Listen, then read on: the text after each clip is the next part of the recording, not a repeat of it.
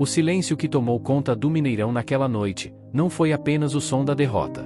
Foi o som de um país inteiro perdendo o fôlego. O som de milhões de corações tentando entender o que acabava de acontecer. Era 8 de julho de 2014. O Brasil parou para assistir a sua seleção em uma semifinal de Copa do Mundo, dentro de casa. E o que se viu, foi algo que ninguém jamais imaginou. O sol havia se posto, o estádio estava lotado, bandeiras tremulavam, vozes se misturavam em um único grito. Pra frente, Brasil! Mas o destino, caprichoso e cruel, tinha outros planos. Durante semanas, a seleção carregava sobre os ombros o peso de um sonho coletivo. 64 anos após o Maracanazo, o povo acreditava que era a hora da redenção. Nenhuma outra equipe entrou naquela Copa sob tanta pressão. Era vencer ou vencer.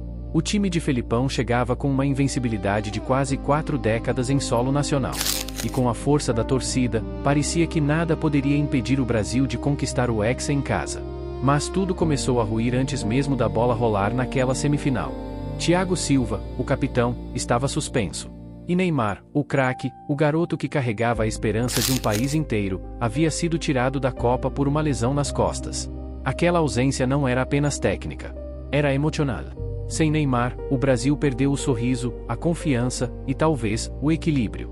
Do outro lado, uma Alemanha fria, precisa e implacável.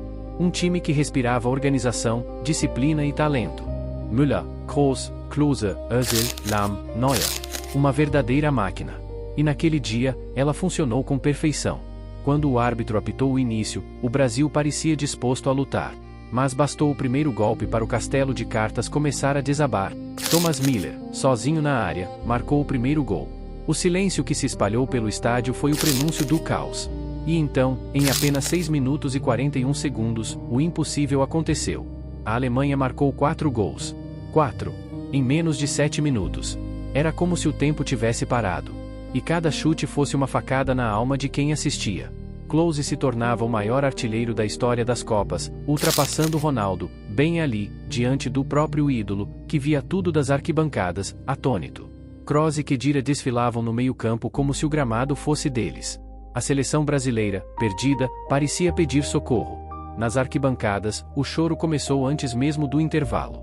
Famílias inteiras se abraçavam sem dizer uma palavra. Crianças choravam sem entender por quê. E homens que cresceram vendo o Brasil levantar taças olhavam para o campo sem acreditar no que viam. 5-0. No primeiro tempo. Era mais que um resultado. Era uma ferida aberta. Uma cicatriz impossível de disfarçar. E você? Lembra o que sentiu quando viu aquele placar?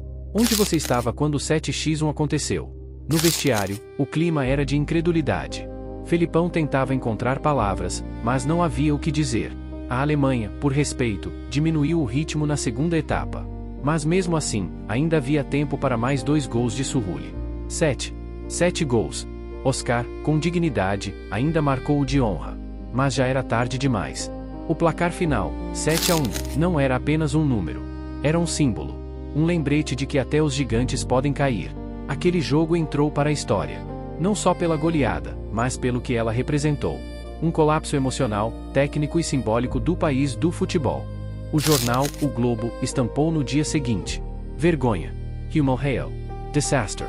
E deu nota 0 a todos os jogadores brasileiros.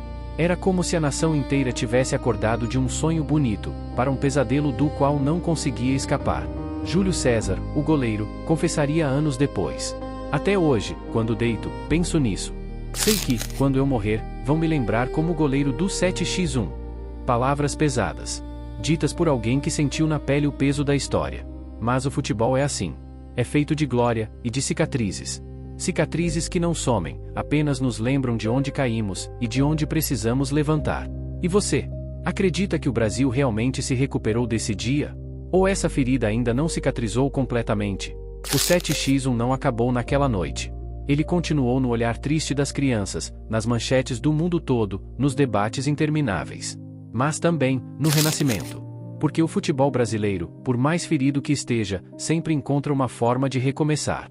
Naquele momento, o Brasil chorou. Mas cada lágrima foi um lembrete de amor. Porque só quem ama o futebol desse país sabe o quanto doeu ver o verde e amarelo cair. E talvez seja por isso que o 7x1 nunca será esquecido. Não apenas pela dor, mas porque foi o ponto de virada de uma geração. Uma lição sobre humildade, sobre respeito e sobre o verdadeiro significado de representar um povo. Hoje, ao lembrar daquele jogo, o sentimento já não é só tristeza. É reflexão.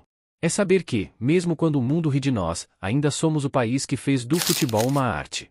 Um país que chora, mas também sorri, canta e acredita. Porque o Brasil, com todas as suas quedas, continua sendo o coração do futebol mundial. E talvez, justamente por ter vivido o 7x1, tenha aprendido o que realmente significa ser gigante. E agora eu quero saber de você. Onde você estava nesse dia? O que você sentiu quando viu aquele 7x1 acontecer? Deixa nos comentários, quero ler cada história, porque essa dor é de todos nós.